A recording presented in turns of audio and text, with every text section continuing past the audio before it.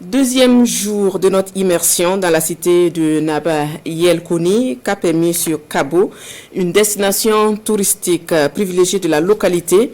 Kabo est situé au sud-ouest de Yako et là se trouve une colline, le type Tanga, ou la colline sacrée. Il y a aussi une maison sacrée, le type Rogo, et enfin le type Naba qui n'est autre que le chef de Kabo. Cette immersion nous replonge dans le temps pour nous permettre de comprendre le processus d'intronisation du chef de Kabo à la création du village. Le reportage est signé Adam Nkiti et Jérôme Tendano. Ascension pour le type Rogo, la maison sacrée du roi de Kabo, à une vingtaine de kilomètres de Yako, 528 mètres d'altitude, chemin parsemé d'embûches. Notre guide en chef, Papa Nyagbila Ili, dit vieux jeune, 74 ans. À mi-parcours, notre peloton se disloque. Mais c'est la destination qui compte, dit-on. Et nous voici enfin au sommet du type Tanga, la colline sacrée. Une vaste plaine de plusieurs hectares, une vue imprenable sur la quasi-totalité des 25 villages environnants. La maison sacrée du roi n'est qu'à quelques dizaines de mètres. Il nous faut cependant retrousser les manches. La zone est davantage accidentée, plus risquée donc, la moindre erreur peut être fatale. Nous y sommes, la maison sacrée du roi de Kabo. Il faut avant tout prévenir les maîtres des lieux de notre présence.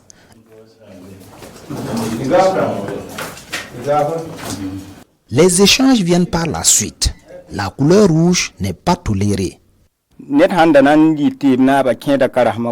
À l'époque, le candidat désigné pour être chef de Kabo devait passer par cette maison sacrée et sortir le 9e jour par le puits du village.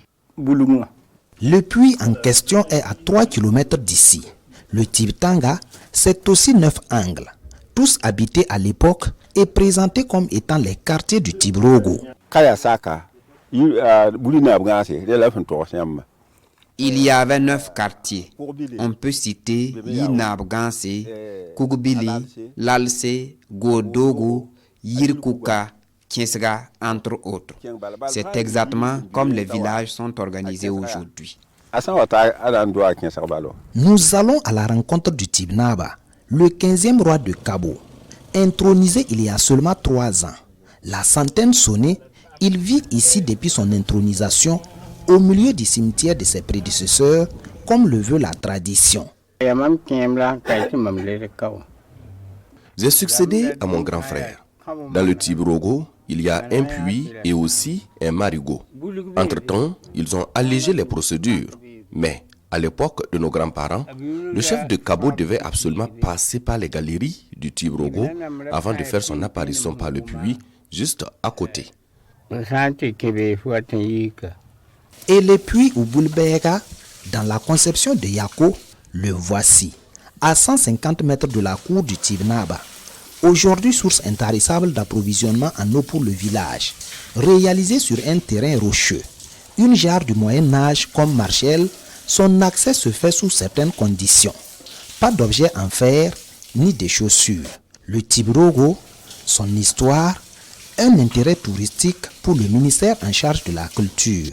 Répertorier le site là qui était notre travail, on a pu le faire et je pense que ça se trouve dans les documents du ministère de la communication, de la culture, des arts et du tourisme. Mais maintenant, comme le village aussi a fait le pas, en mettant les barrières pour permettre aux uns et aux autres de monter, c'est déjà quelque chose qui est lancé comme aménagement. Un début d'aménagement, œuvre de l'association Bournoma des ressortissants de Kabo. Mais il faut bien d'autres actions fortes pour sauver ce complexe touristique.